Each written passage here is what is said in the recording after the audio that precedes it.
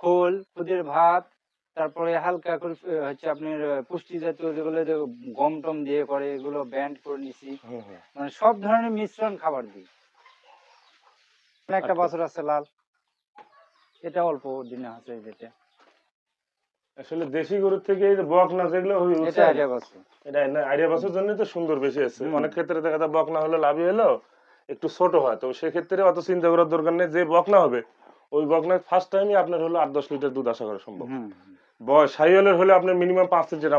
আমাদের এলাকার যেগুলো গরু আমরা যে পরিবেশে দেখি, কারণ দীর্ঘদিন থেকে তো কাজ করি, 5-7 লিটার দুধ একটা গরুর থেকে শাহিওয়ালের গরু আশা করা সম্ভব। আর ফ্রিজার হলে 10-12 লিটার।